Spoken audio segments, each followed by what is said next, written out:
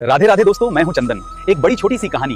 एक प्रसिद्ध महान पुरुष अपनी आत्मकथा में लिखते हैं कि जब मैं 5 वर्ष का था, मेरे पिताजी ने एक दिन मुझे बुला करके कहा कि बेटा, कल सुबह 4 बजे तुम्हें तैयार रहना है। घर के नौकर तुम्हें विद्यालय तक छोड़कर आएंगे। वो सर्वश्रेष्ठ विद्यालय है जहां हमारे घर के कई सदस्य गए और वहां से पढ़कर जो शिक्षा उन्हें मिली, इसके बाद कमाल कर दिखाया। तुम्हारे पास मौका है अपने जीवन को बेहतरीन बनाने का, अपने जीवन में सर्वोत्तम विद्या हासिल करने का। लेकिन ध्यान रहे, कल सुबह जब तुम यहाँ से रवाना होगे और घोड़े पर बैठोगे तो पीछे पलटकर मत देखना, क्योंकि हमारे घर में कभी भी किसी ने पीछे मुड़कर नहीं देखा।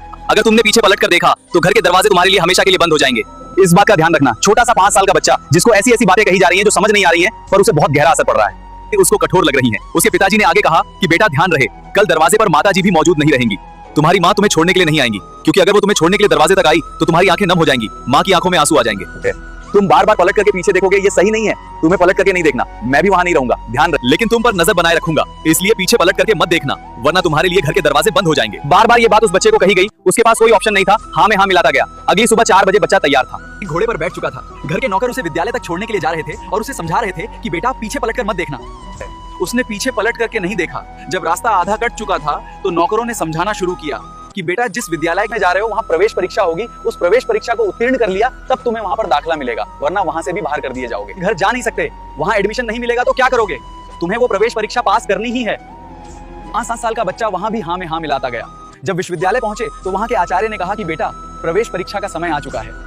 इस परीक्षा में अगर उत्तीर्ण हो गए तो अंदर एडमिशन मिलेगा, वरना अपन निकल जाना, रास्ते जहां जाना है हमें नहीं पता। 5 साल के बच्चे ने वहां भी हाँ में हाँ मिलाया और पूछा करना क्या है। तो आचार्य ने कहा कि जो मुख्य द्वार है वहां जाकर के ध्यान मुद्रा में बैठ जाओ, आंखें बंद रखना, आंखें खोलना मत, जब तक मैं ना कहूं। बच्चे ने कहा ठीक है। वो 5 साल का बच्चा जाकर के मुख्य द्वार पर बैठ गया, ध्यान मुद्रा में आंखें बंद कर ली।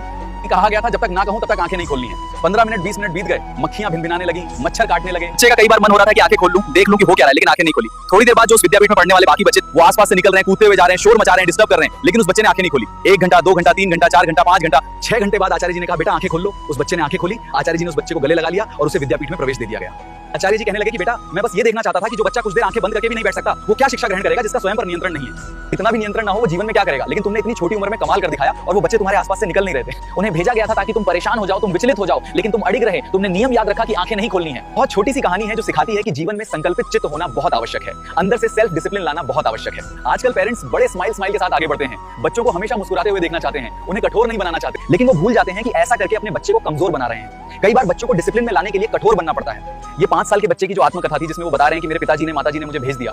पिताजी माताजी अंदर से बहुत दुखी होंगे, लेकिन वो जानते थे कि इस दुनिया में अगर आगे बढ़ना है तो अंदर से मजबूत बनना होगा। ये कहानी आपको कैसी लगी कमेंट करके जरूर बताएं और अपने दोस्तों के साथ शेयर करें। राधे राधे।